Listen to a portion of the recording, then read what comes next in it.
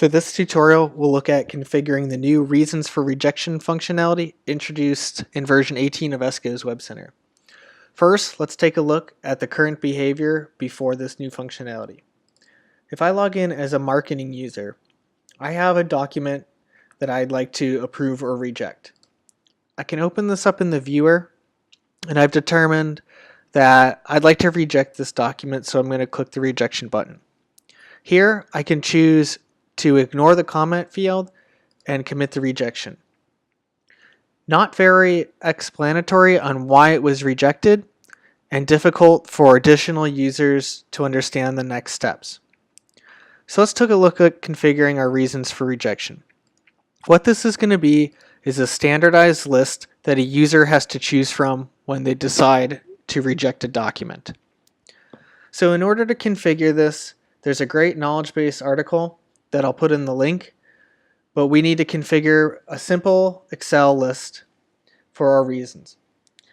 So what I have here is a one-column list with the header named reason, and then I have 21 other reasons for rejection that I'd like to use within WebCenter. So I've standardized my list. So in order to configure this, I need to create a new list within WebCenter. If you're unfamiliar with creating lists, check out my other tutorial on how to create these. I've already added this to my WebCenter, and let's just take a look at my reasons for rejection and take a look at my list. Now the list that I'm using here is a little more advanced, and let's take a look at that in Excel.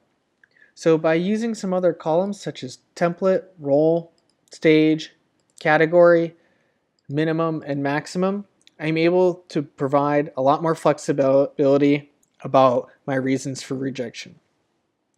Once I have configured this, it's not an actual on-demand configuration. So if I were to go back to my marketing role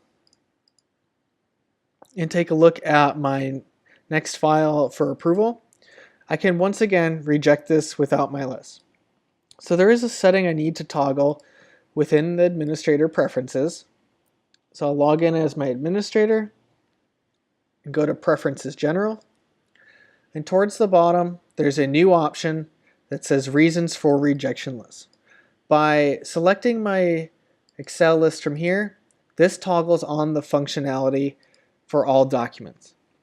Now this is a global setting for WebCenter, so once you decide to enable it, it is enabled across the board. Also, it will take away the ability to either batch, reject documents.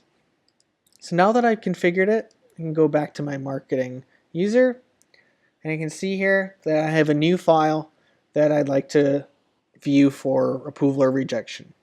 I've decided here that this is the wrong artwork for my file, and I want to reject the document. Now I can see that my reasons are now visible within the interface.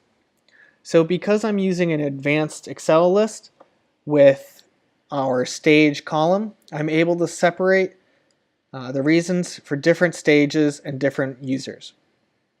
So now as a marketing user, I'm going to determine that this is the wrong artwork, and I'm just going to put in no comment. So my file's rejected. If I were able to do a quick document search, I could do all rejected documents, and I could also check out my reasons for rejected. If I search and see that my file was rejected and the reason is wrong artwork design. So much better KPI reporting and information for the user. So now my designer has gone back in and uploaded a new file. I can see that I have a new file. I can open this up.